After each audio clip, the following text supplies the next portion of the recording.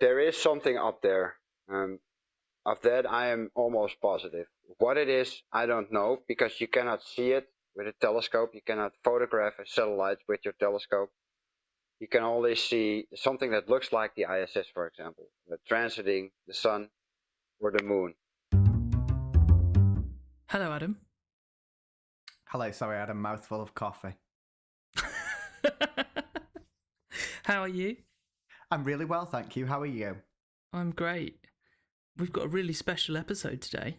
You'll know that for a long time now it's been my dream to interview somebody from the Flat Earth community. Yes, you've mentioned that to me on several occasions. Yeah, and I think I might have mentioned it in a previous episode, actually. I'm not sure, though. I never know what I've edited out and what I've left in. But so it might come as a surprise to our listeners, or it might not. But anyway, this month... I think it should come as a surprise to most of our listeners. Do you think so? Well, I mean, it is a science podcast after all. Yeah, well, we'll get on to that. So this month, my dream was realised. I managed to convince an ardent subscriber to the Globe Sceptic community to come on our podcast and talk about their beliefs and the evidence supporting them. So, unfortunately for our listeners, there won't be a Dinosaur of the Month this episode, nor will we be shooting off into outer space. Rather, we're going to learn all about the Flat Earth conspiracy. Are you excited? I am quite excited, yes. I've done a bit of research into the Flat Earth community, and they seem like a real fascinating bunch. And yeah, I'm not going to come down too harshly on them until I've heard what he has to say. Yeah, I think that's a good approach. I think that's good. So for a little bit of background, I reached out to an organisation called FECORE. I found them online. They have the tagline, "The desire for truth is a powerful motivator." And it says on their website that they are an organisation of individuals dedicated to accuracy, discovery, and application in scientific research. So this isn't a forum of flat earthers. This is a registered organisation conducting science experiments that they believe provide evidence for an alternate shape of our planet. So I was very pleased to receive an email from FECORE's president and chairman, Mike Cavanaugh, who said he would be willing to come on the podcast and speak to me about it. So I had the pleasure of speaking with him this past week. So what do you say we give the interview a listen and maybe talk about it a little bit afterwards? Yeah, I'll save my comments about the name FECORE. Oh, well, that might come up, actually. Oh, okay. Adam, are you ready for this? I'm very ready. I'm ready to have my mind blown wide open. Well, without further ado.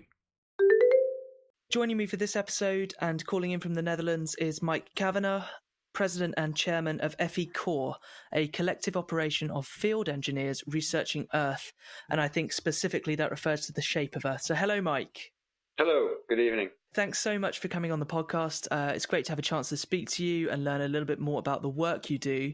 But before we get on to FECORE, I wondered if you'd be happy to talk about your personal journey and some of your beliefs surrounding the nature of our world. Is that okay?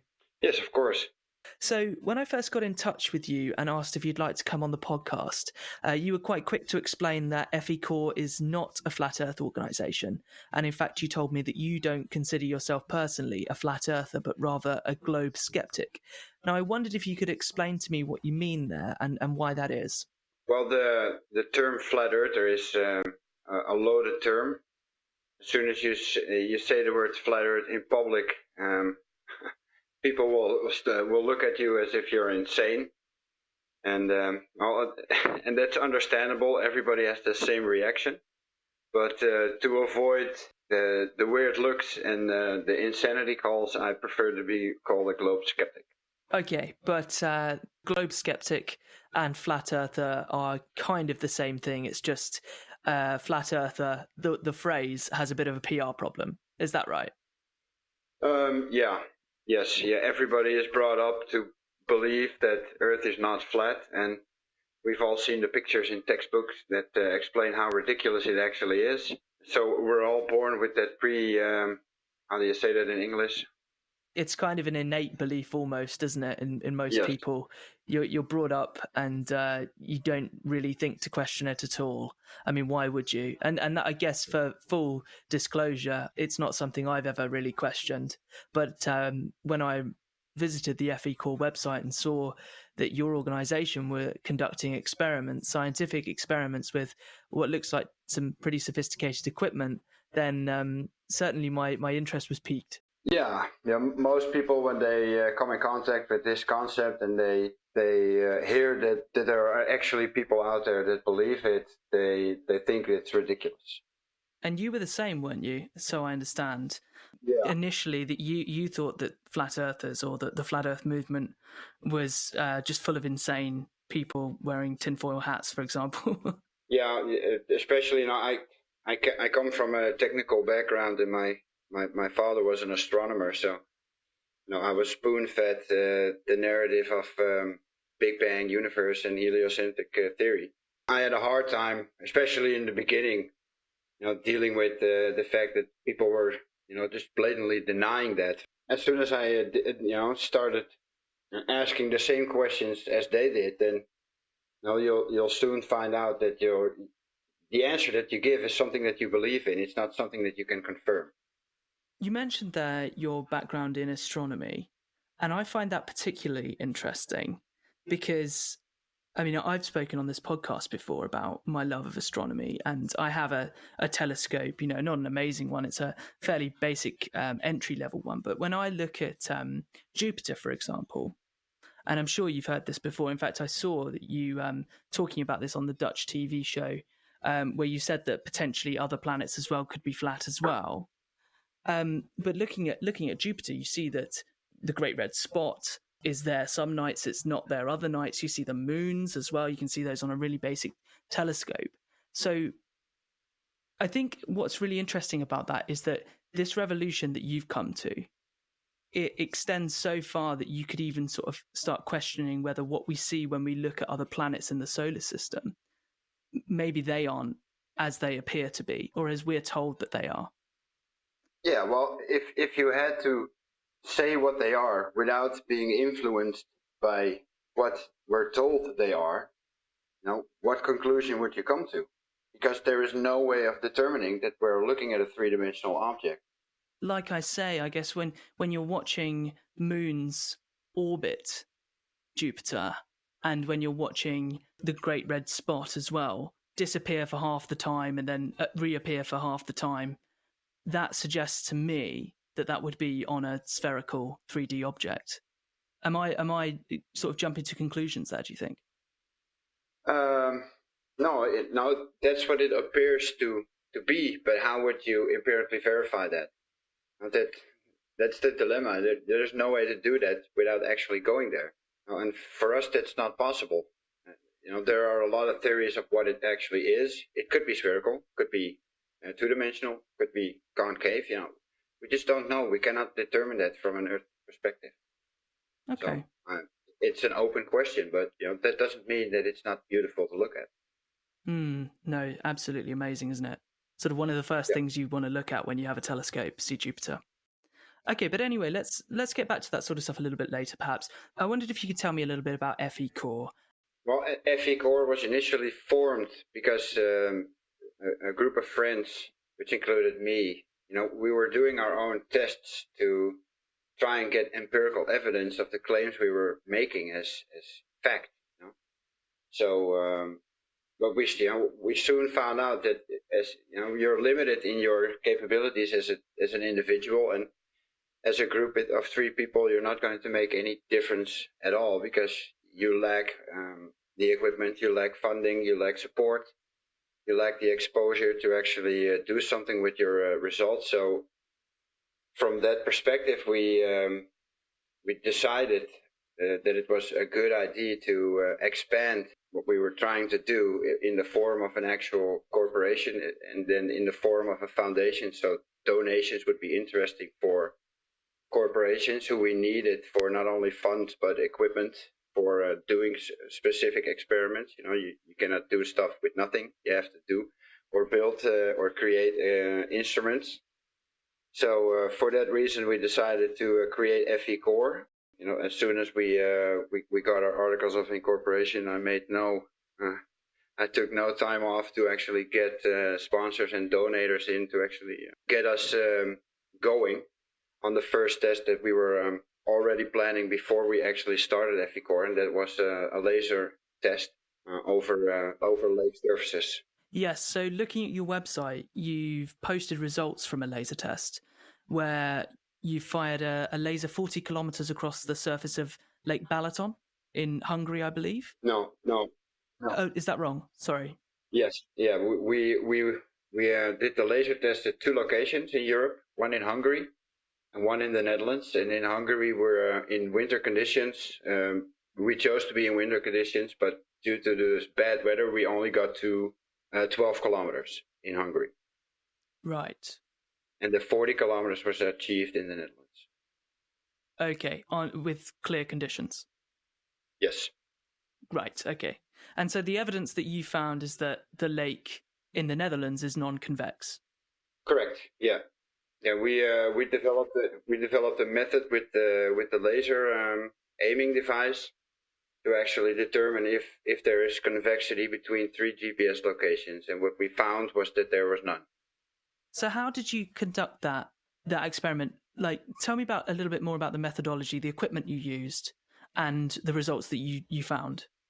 In Hungary, we started out with a basic design of a laser aiming device. We had an initial goal of getting to a 66-kilometer endpoint, which is an ambitious goal. But in order to achieve that, you will need a precision instrument to actually point your laser to that location, because minor adjustments over a long distance create big adjustments. So in order for that to be a valid test, I decided that we needed to build a laser aiming device, and for that reason we contacted several sponsors here in the Netherlands, or not sponsors but contributors, corporations that donated us the equipment to build that machine. As I said, in Hungary we were limited by weather conditions, but also the instrument itself was a prototype design, and it lacked a specific feature which we found out in Hungary, which was we needed a system in the targeting device that was able to find the target location on its own without, when you're looking into the dark void, there's no way of seeing where you're pointing your laser at, and then sending people to the other side and trying to find that laser and do actual measurement with that is a time-consuming process, because you have no idea where the laser is and you cannot see it from the side. You can only see it when it's hitting you.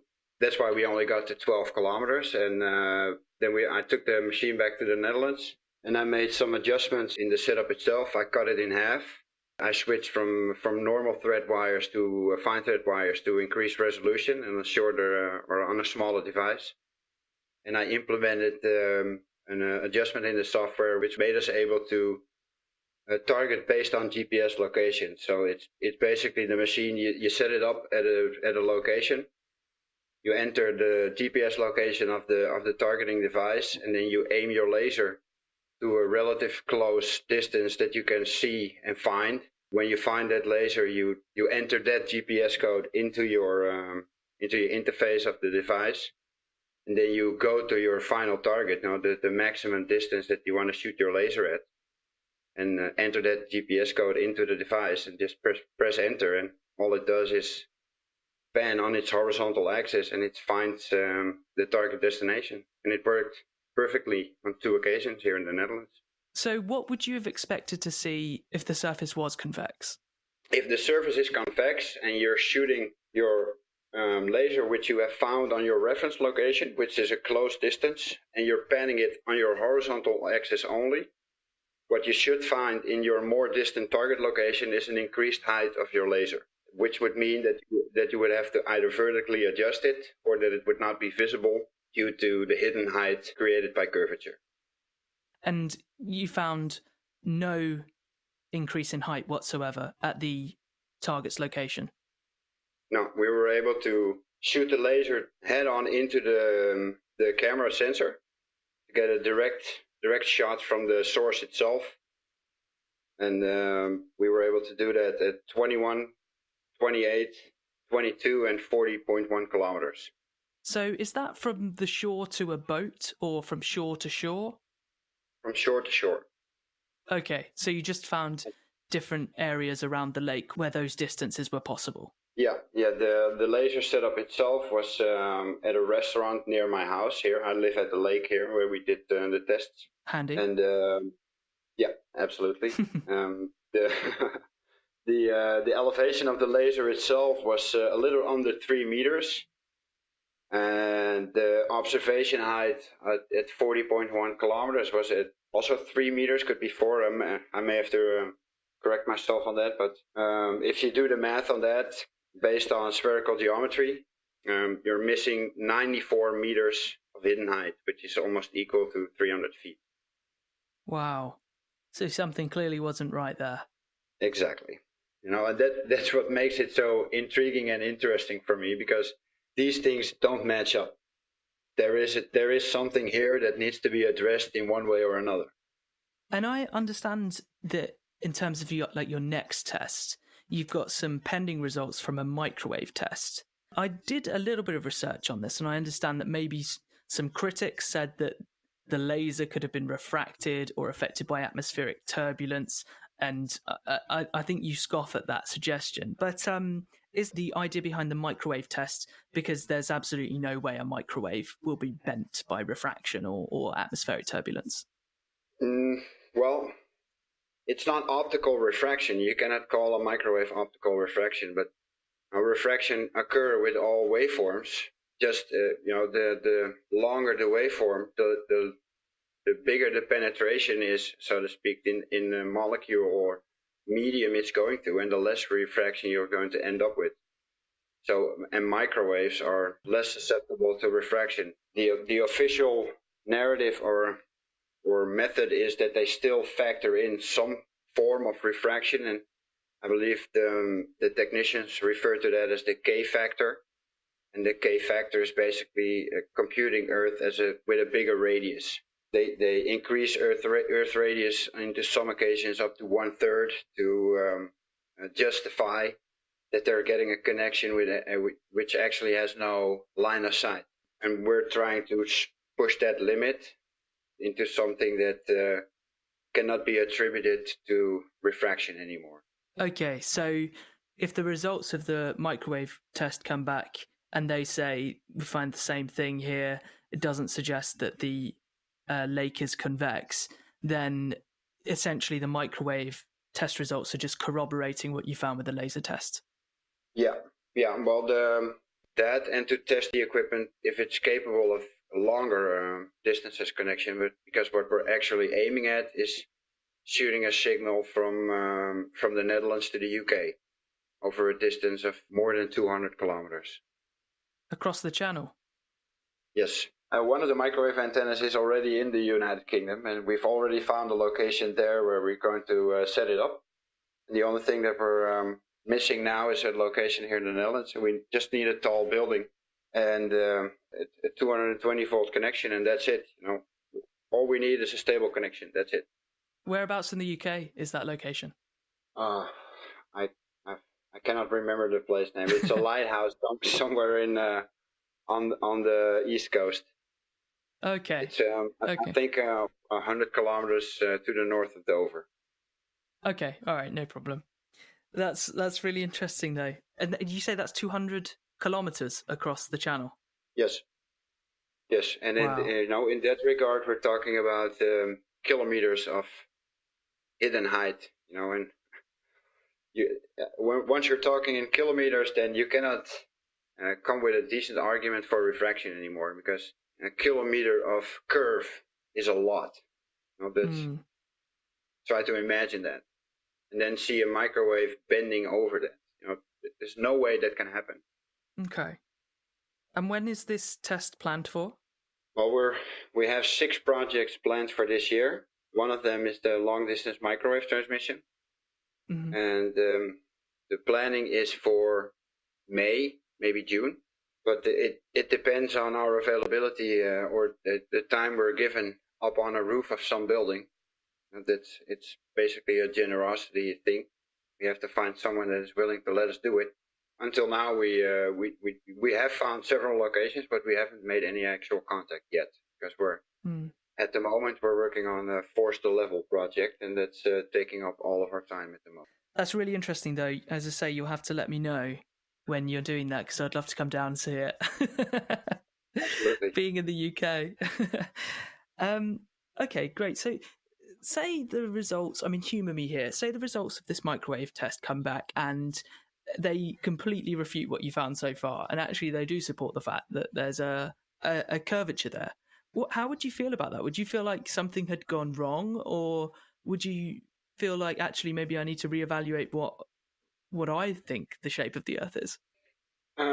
A little bit of everything, I guess.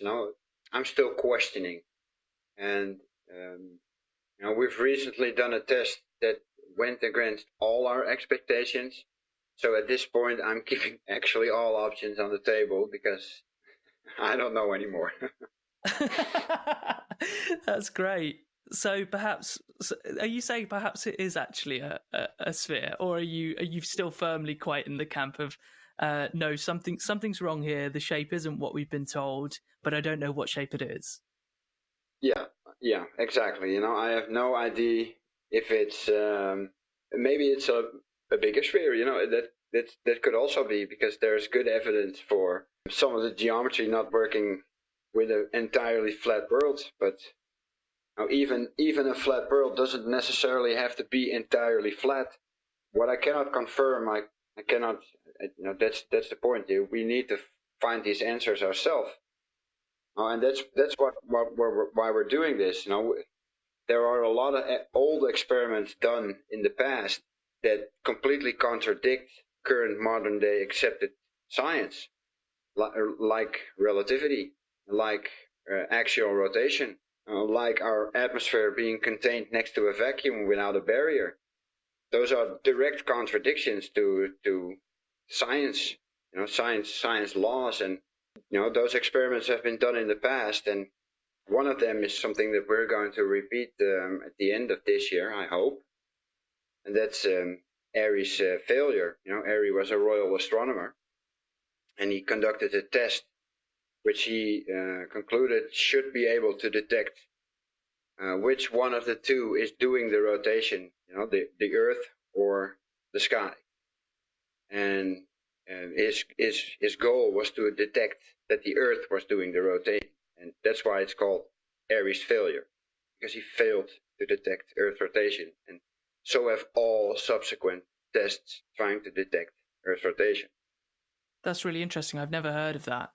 The fact that you bring up that Earth could be just a bigger sphere is really interesting, because that's something that I was going to ask you. You see, it seems to me, just through doing a bit of Googling, and I have to admit I'm not really ingrained into this whole debate, but I am fascinated by it. But it seems to me that everybody sort of chooses this, well, it's either what we've been told or it's flat.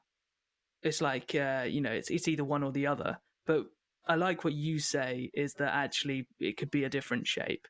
And also, I don't think anybody could criticize you and your work at FECORE for just conducting science experiments to try and work these things out.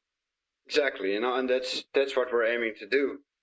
We're not trying to prove either way, flat or globe. We're trying to determine what it is.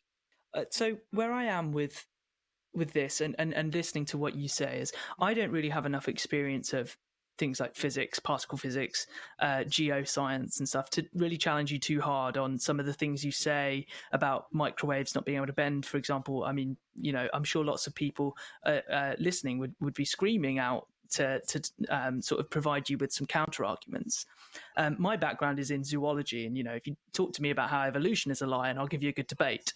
But I would love to see you go head to head with somebody who does know this level of stuff to the level of detail that you clearly do, because you say your background's in it's very technical. It seems like you like a bit of engineering. You're happy to build your own equipment, modify your own equipment, and you know your stuff about physics, for example. Do you ever go up to debate, well-known scientists or well-known figures and physicists? Oh, yes, actually. I've I've had quite a decent academic background, and some of the professors, or at least one of them, I'm still in contact with, and he knows my conviction. So does everybody else that works with me on a professional level, and they're not afraid of going into these discussions with me, and I enjoy that. That's for me, that's the most enjoyable things, because you can actually get to question what they believe. I find that all really fascinating. I do, and I really look forward to seeing the results of your microwave test and the other experiments that you've got lined up. For somebody like me, and I hope you won't roll your eyes when I say this, but like, there are just so many things that I believe about the round Earth, that I've been led to believe about the round Earth, that I feel like the whole thing is just so ingrained into science that it would just blow my mind if it was all a complete and utter lie. And you've probably heard all the common counter arguments against your position, but I just wanted to run a few by you so that you can explain to me and our listeners, who might not be so well versed in this topic, like why these arguments aren't valid. Is that okay? Yeah, sure. I'll do my best. So I'm sure some of you are now screaming at me for not taking Mike on regarding some of his explanations for physics and chemistry. In all honesty, I'm just a humble zoologist, and my background is obviously in biology. Plus, I wanted Mike to feel comfortable enough to say whatever he liked. I can think of a couple of people, though, who could probably give Mike a bit of a run for his money, and that's Brian Cox and Jeff Forshaw, who co-authored the popular science book Universal, A Journey Through the Cosmos. Universal's a great book, and it takes you from the beginning of the universe and the Big Bang right through to our understanding of gravity and general relativity.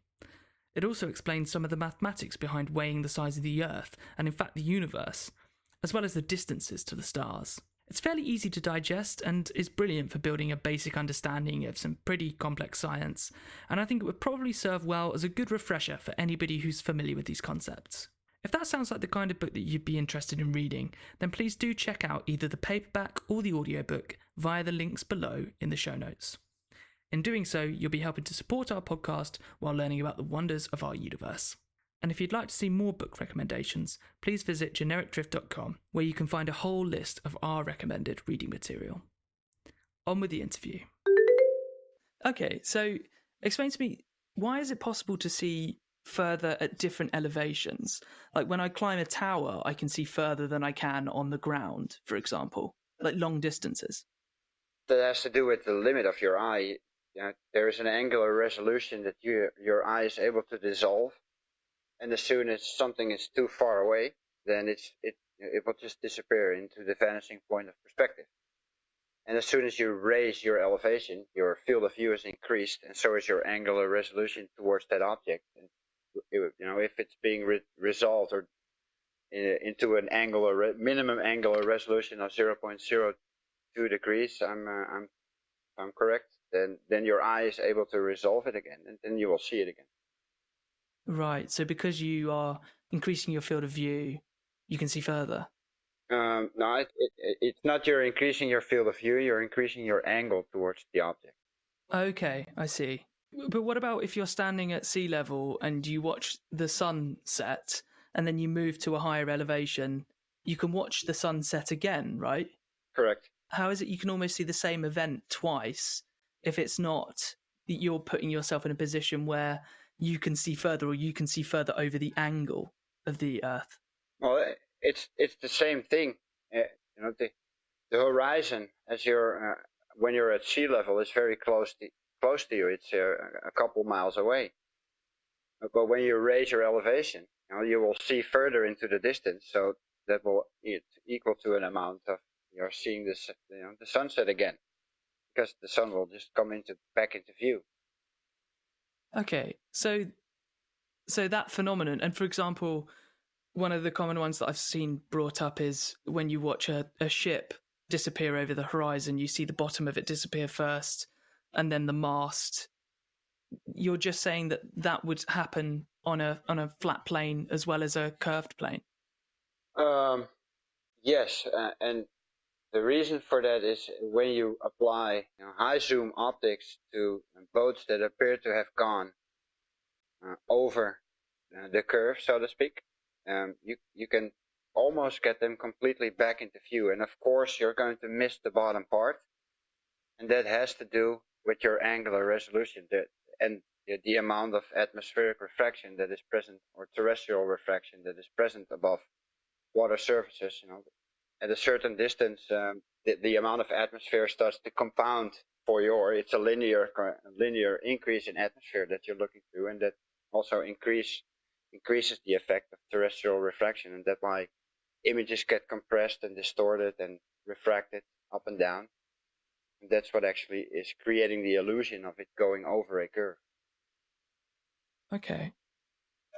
And I think you might scoff at this one, but photography, video from space, stemming back from the Apollo missions to Hubble to the satellites we've got up there and other spacecraft, the ISS footage that's live streamed on YouTube.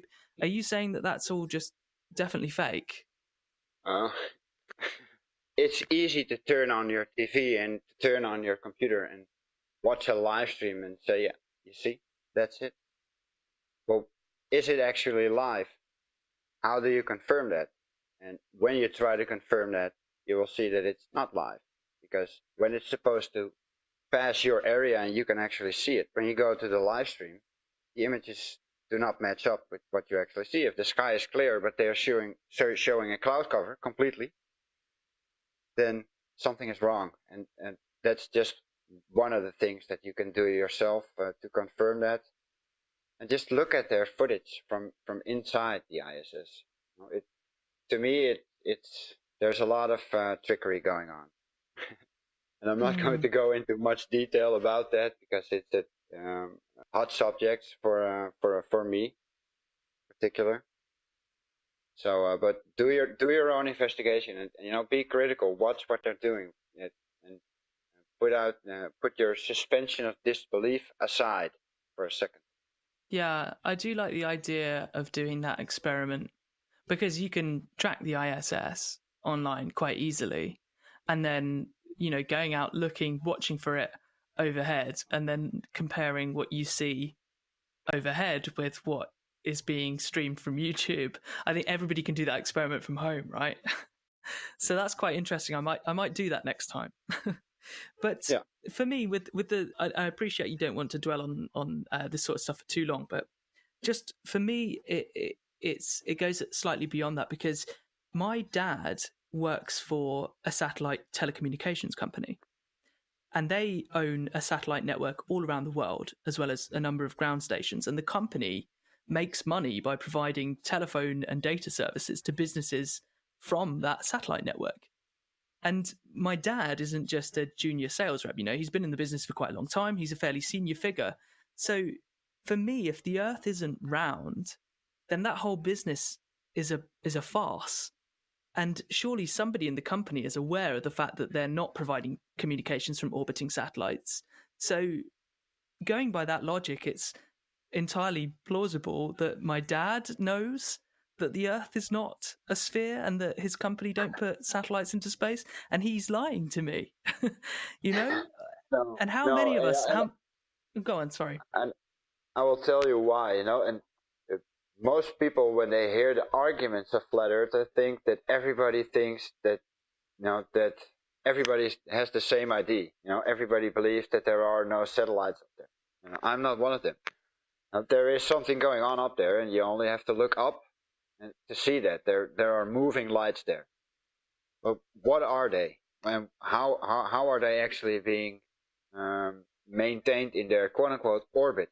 What are their actual orbital mechanics?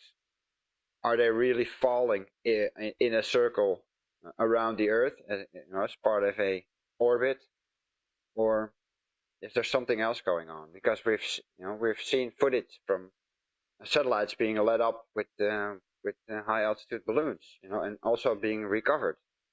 So how do we actually confirm that they're up there going in a orbit around a spherical Earth, where they're not in a circular orbit across a flat plane, for example?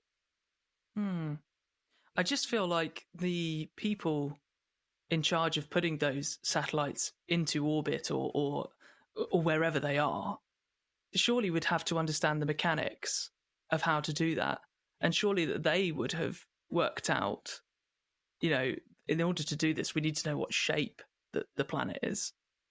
So if I understand you correctly, you're saying with satellites, maybe we've put them up there, but we don't know how we put them up there. No, no, that's not what I'm saying. What I'm saying is that this is a very difficult subject that requires a lot of explanation. If I just give you my opinion, then how did I come to that conclusion? But there is something up there. Of that, I am almost positive. What it is, I don't know, because you cannot see it with a telescope. You cannot photograph a satellite with your telescope. You can only see something that looks like the ISS, for example, transiting the sun or the moon. Mm-hmm. But normal satellites, you cannot see if they are actually up there. But their orbits could be maintained by balloons or whatever technology they deploy. But I don't think they're being led up by rockets either.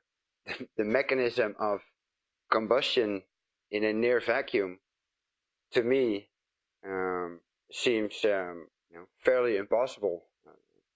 Not only because of the enormous pressure differentials and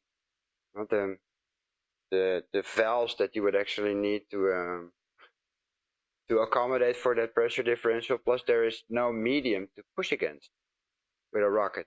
There is no thrust in a vacuum because there is no reaction. There is no medium to push against. It's a vacuum. So how are they using combustion thrust as a mechanism for maneuvers in a near vacuum? I mean, yeah, as I say, I wish I knew enough about physics to be able to challenge you on that. But and I like that you admit that there is what appear to be satellites in the sky, and in fact, yeah, like you say, I've seen images of the ISS, and I know that with a decent enough telescope, you can see it transit the sun, although it's very, very quick. Or what looks like the ISS, I might caveat. But for me, just before we move on from the satellite question, I just feel like, what would be the point of this publicly listed company selling communication from orbiting satellites if actually it's not a curved surface at all, and actually all you would need to communicate through radio signals is just have a tower high enough to point at another tower somewhere else on the other side of the world, just with enough power. Surely you could just generate all it needed to do was a straight line, which is what you're trying to do with your microwaves, right? Surely radio signals would do exactly the same thing, and there would be no need for all of these publicly listed companies who are competing against each other, who contribute to our economy, to even exist, or rather, in the fashion that they do, they could just set up a load of radio towers.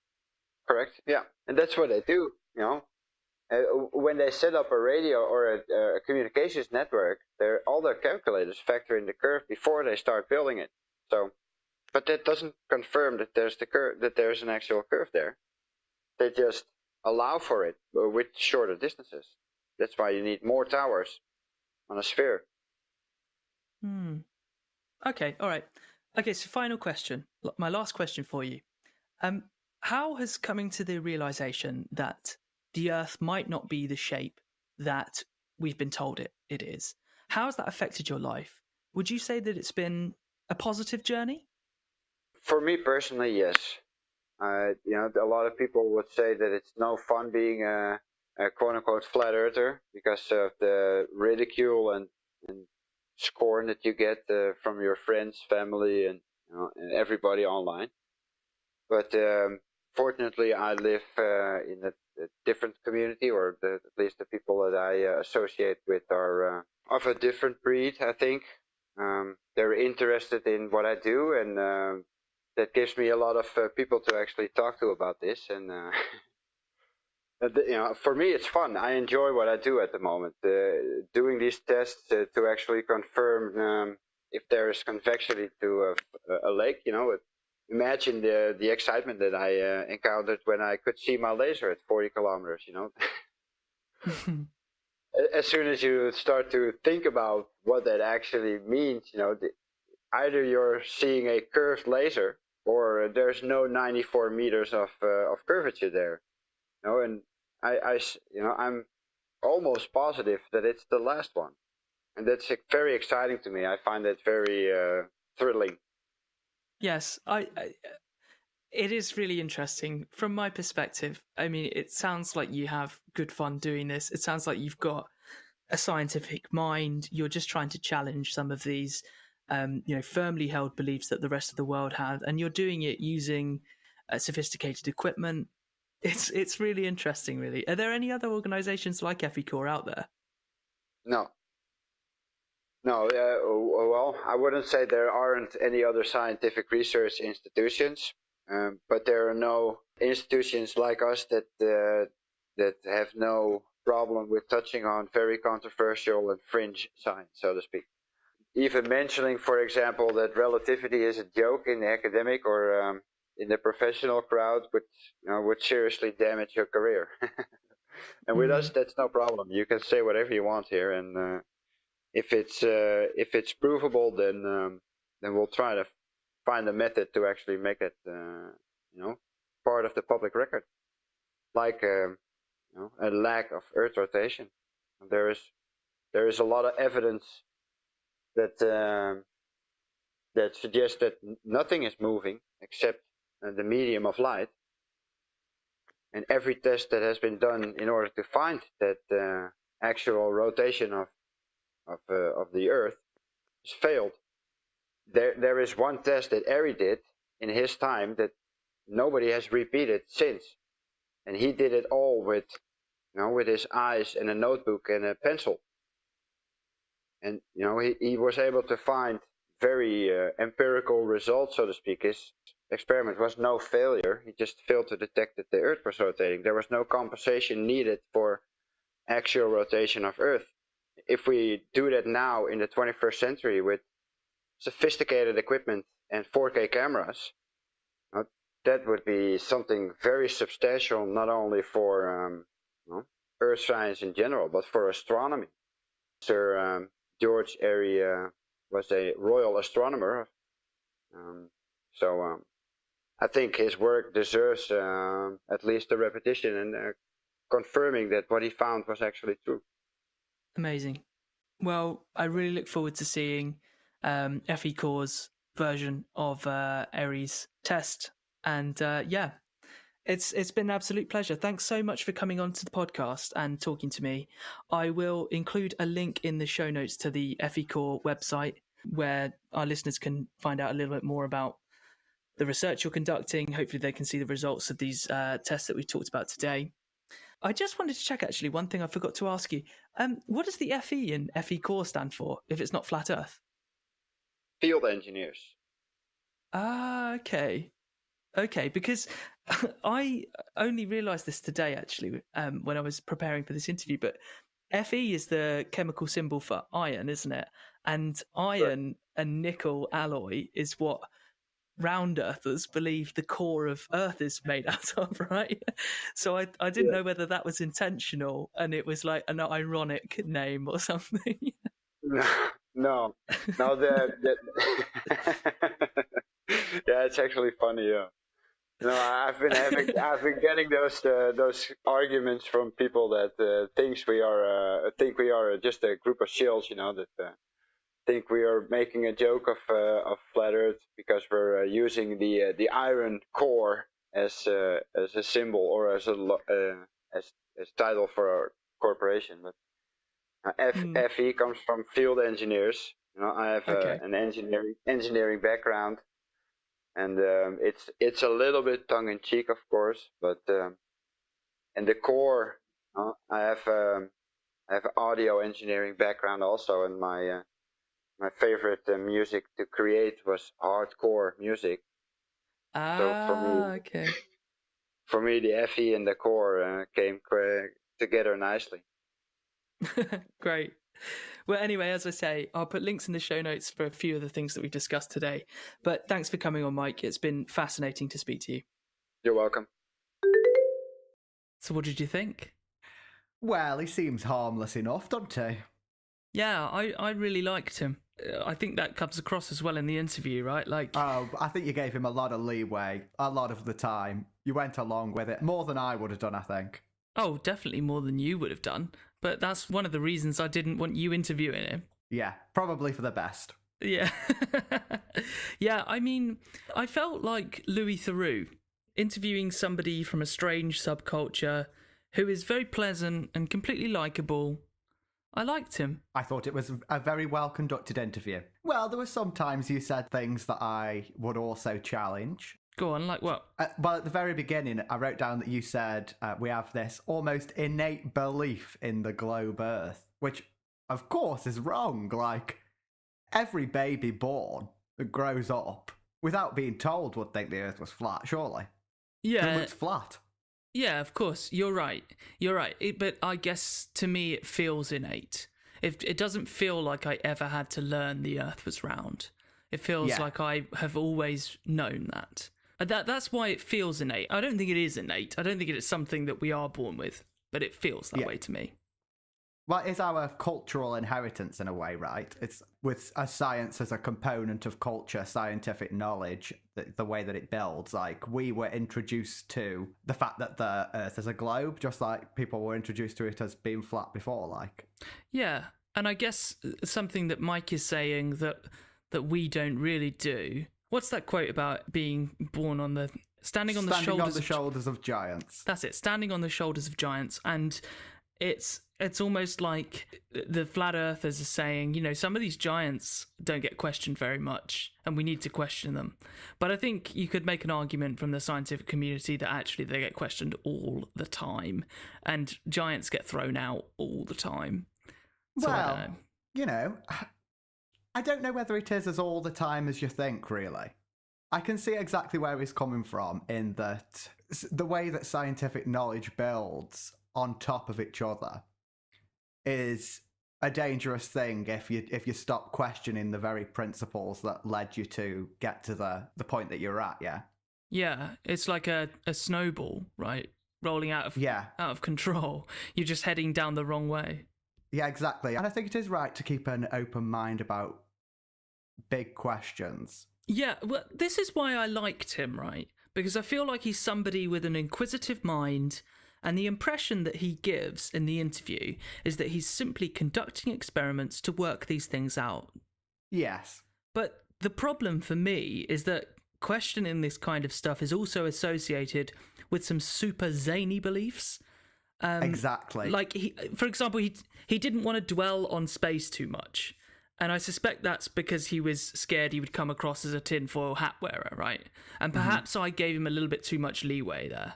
I wasn't really talking about the space stuff. As you know, I hate space. You raised an interesting point about your dad's company, right? Why would they bother sending satellites up into space if you could just build a big tower and send your information that way? I think he missed a great point there, which is, of course, they'd send stuff up into space if they could convince you that they needed to send stuff up into space because it costs more money, so they make more money. I don't believe that, but the idea that all of these scientists, all of these astronauts that have been out and actually seen the Earth, that they would have been up there and thinking, okay, it's flat, and then just not mentioned it. Yeah, well, I guess he thinks that... A worldwide conspiracy is going on? Yeah, I guess so. I think they think that maybe people like my dad...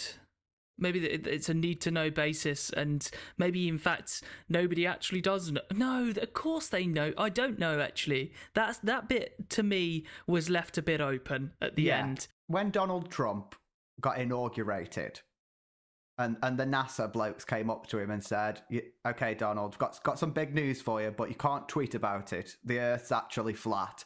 Donald would be on our side in this case. He wouldn't be able to keep his mouth shut. That is true. I think Donald Trump is positive proof in the globe Earth. I like that. That's very good. Yeah. He's our test. He's our canary in the gold mine. Yeah. I also feel like WikiLeaks would have blown this open by now as well. They've leaked so much stuff. Why have they not leaked the flat Earth?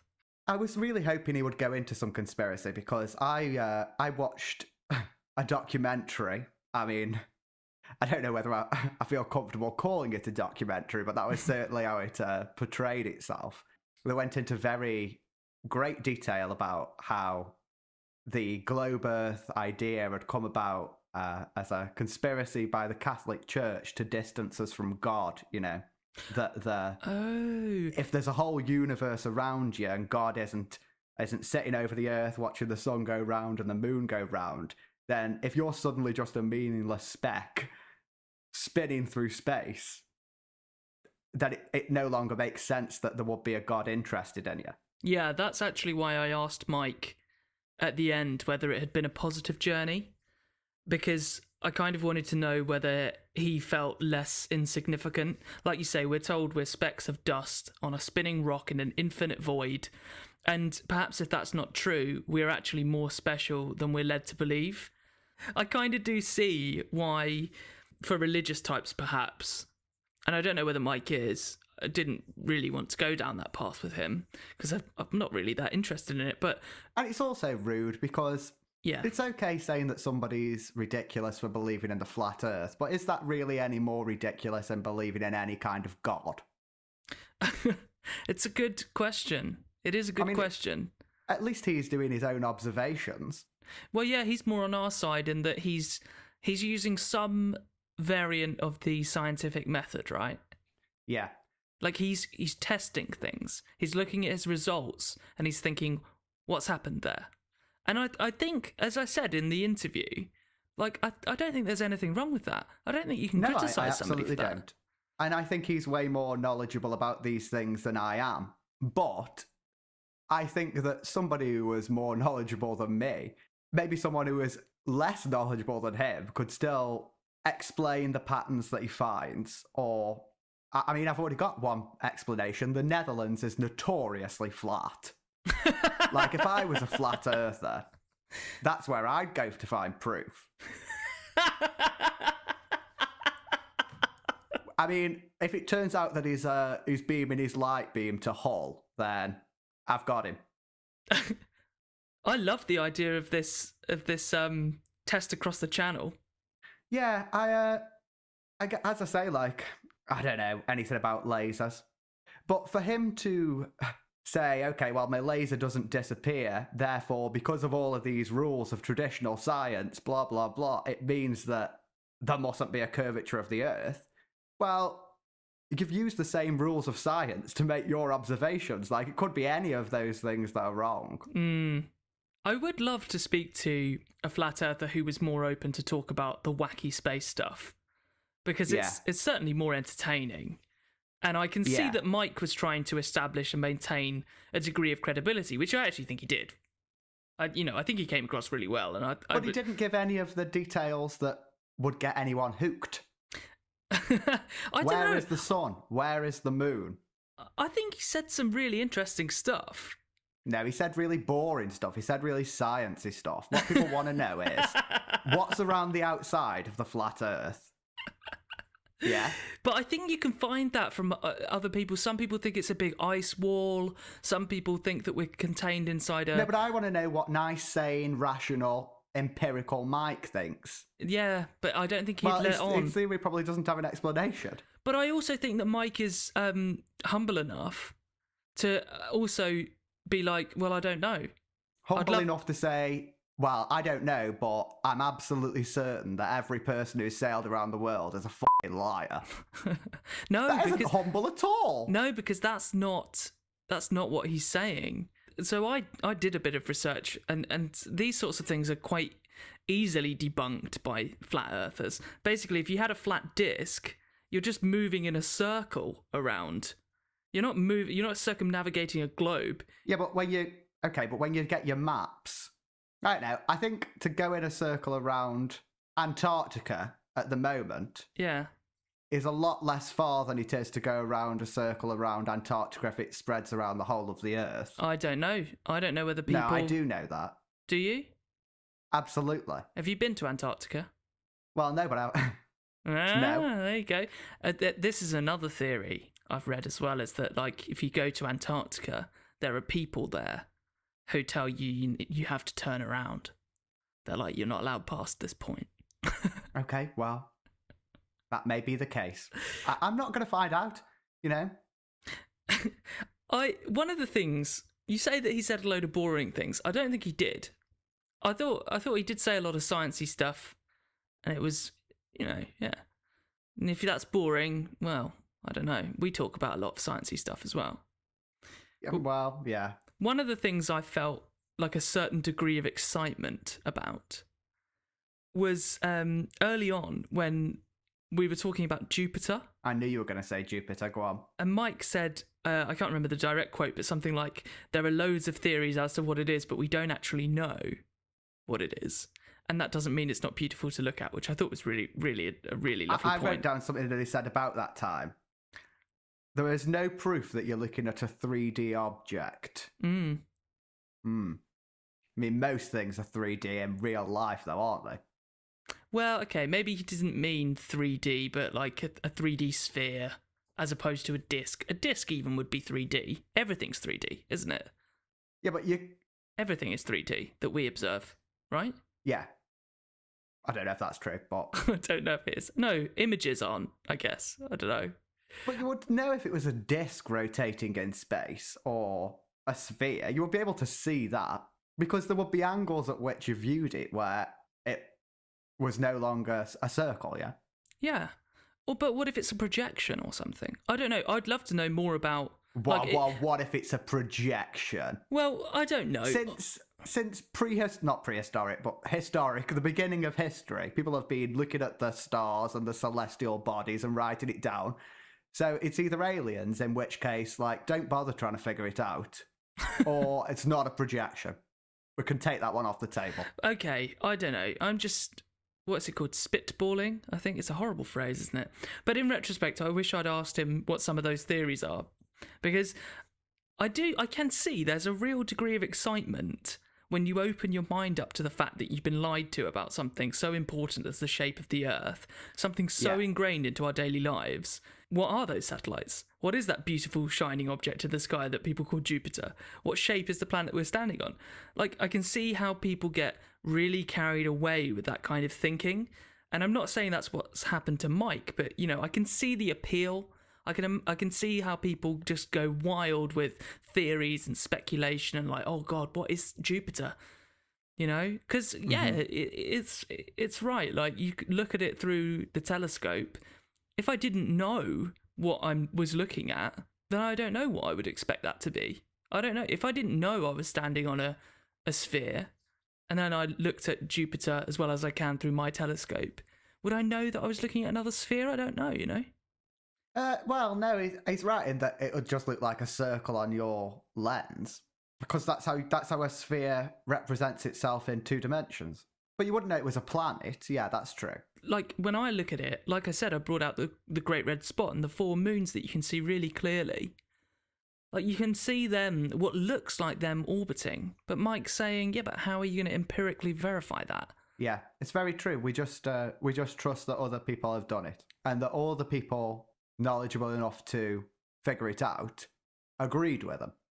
I've been reading Ludwig Fleck's Genesis and Development of a Scientific Fact, and I think you'd find it really interesting based on what you've said, actually. Like, it's about this idea that we're constantly building on scientific knowledge and things are getting brought in and out of the collective consciousness of science, and not necessarily that people are trying to purposely obfuscate the truth from us, but just because we're trained to think in a certain way, it's very hard for us to escape he calls it a thought collective.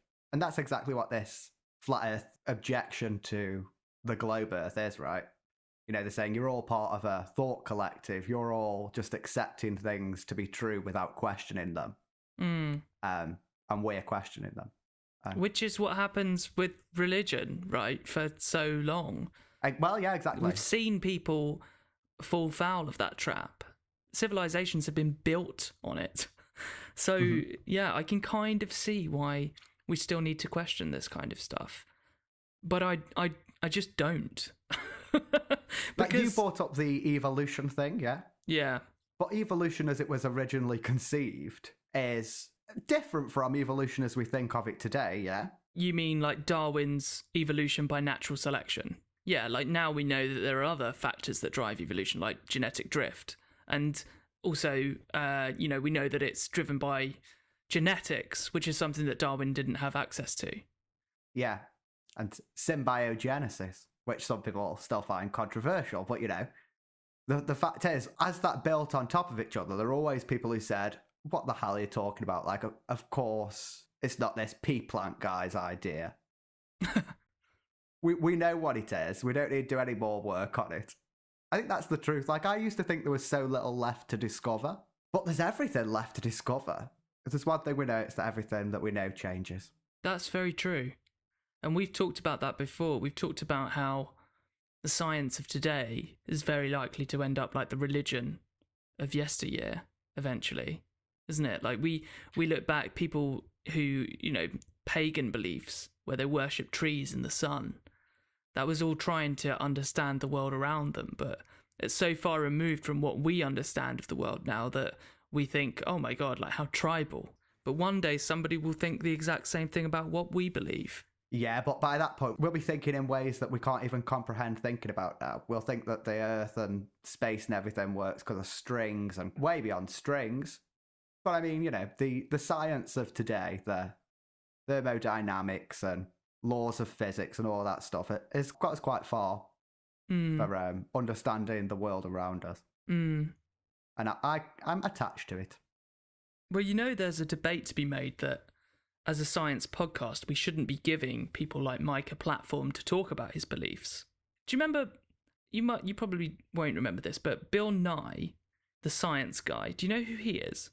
I do, yeah. Yeah, an American educational scientist. He wasn't a big thing in the UK, was he? But he was huge in the USA. He debated Ken Ham, who was a Christian fundamentalist and young earth creationist, and he takes the Bible literally, and they talked about, creationism, and specifically young earth creationism. And there were loads of critics that Bill was giving Ken this platform, subsequently gifting this sort of air of authenticity or scientific legitimacy to Ken's young earth beliefs, because there was an implied parity. But in all honesty, I think it's important to confront this kind of stuff and try to understand it. Because I saw an article today by the BBC that says a study has identified YouTube as one of the key factors spreading the flat earth conspiracy, which is gaining momentum, I'm pretty sure there's more flat earthers today than there have ever been in modern times. Yeah. And I'll link this article in the show notes, but basically what I'm trying to say is that everybody has a platform nowadays. Like, everybody has social media, everybody has YouTube, everybody goes on the internet, and it's not enough to ignore these people. Like, it's highlighted in the article that there may now be a need for scientists to produce videos debunking things like flat Earth, and I'm sure a few people have already done that. But I just think that we should be engaging with them. And I'd love to see Mike go up against someone like Brian Cox or Phil Platt, who's also known as the Bad Astronomer. He's an excellent debater, and he does a lot of debunking the Apollo conspiracies on different podcasts and videos and stuff. He's really interesting.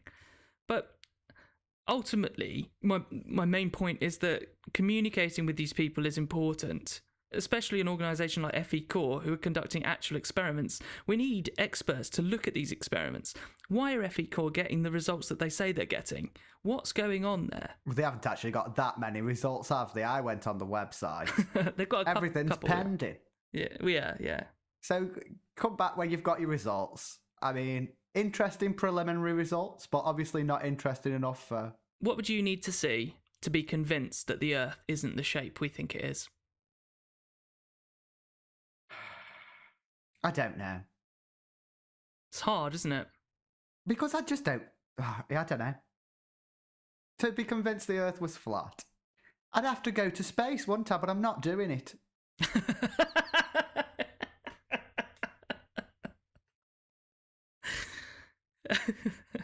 All right. You can go for me, I'll trust you. All right.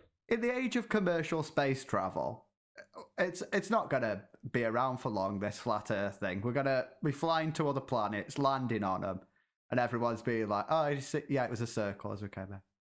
Yeah, you're right, actually. This is the last hurrah of the flat Earth movement, so it's good that they've got onto YouTube, get a few views, and then that'll be it. For me, I would need to see solid evidence. Like, the laser test just doesn't cut it for me. It's a great introduction, sure, but I need a bit more than that. Even the microwave test, this stuff is kind of small fry compared to all the evidence, or I guess Mike would say propaganda, that we have for around Earth. The geometry, the mathematics, the physics of space. Yeah, but the laser test disproves the geometrics. I've seen the circle. You do the Pythagoras' theorem, and that's how you could calculate how much curvature you get. And he is right that 40 kilometres should be enough to block a laser. But, I don't know what's going on there. I'm certainly not going to say that that's because the Earth is flat. Like I say, I'm not an expert, but with the limited understanding I have, it kind of makes sense to me. Like all the maths, the physics. And orbital mechanics is something I've played around with in computer games. Like Kerbal Space Program. There's a rocketry simulator I've told you about before. I love that game, and it teaches you how orbits work and how to put a rocket into orbit. And, it's a video game, I guess, but, again, it's mathematics, it's orbits, Yeah, but there's no actual rocket going up, and I think maybe Mike thinks that's what they're all doing at NASA, just the one guy at the top is sitting there look at these nerds playing on Kerbal Space Program for the whole lives and achieving nothing. But it feels to me that if it's all a big farce, how the hell did they get the mathematics of the lie so spot on? So much so that hundreds of thousands of esteemed scientists worldwide, millions of scientists worldwide, have all been fooled. There's no way that they're all in on it. Or is there? What's the incentive? For most of them, it's certainly not money, Most scientists are not well paid. They do it for the love of science. And I just find it astonishing that there's only Mike in the Netherlands testing these things, and that it hasn't occurred to other people to test these things before. The argument is they have tested them, but they've all made the same mistakes or the same assumptions that can't be trusted. And that's a fair enough place to put yourself if you can prove it. And I eagerly await his proof. Yeah, me too. I'm looking forward to seeing the results, and like I say, FECORE website in the description. Go and have a look. Look at the test, see what you think. Let us know as well. Tweet us at Generic Drift. Email us, hello@genericdrift.com. We'll read out your email. Let us know what you think, because I'm interested in learning a little bit more, I'm interested in hearing other opinions. There's nothing wrong with looking at the world in wonder. Using your own two eyes and your own brain to deduce things. I could try and understand the stuff, but it's just not going to happen, is it? People are better at physics than me. They do know more than me. Yeah. Overall, I don't feel like I've closed the Flat Earth chapter in my life. I still need to understand more about the motive. And if somebody could come on this show and explain the motives, as well as Mike explained his experiments and quest to know the truth, that would be a real eye-opener. The motives behind why are we being lied to? What is the benefit for people? Give me a valid argument, a well-reasoned argument for that, and open my minds. That would be interesting. But sadly, I don't think anybody can do that. I don't think there is a rational argument for the motives. Or maybe that's what they want us to think. All right, Louis Theroux.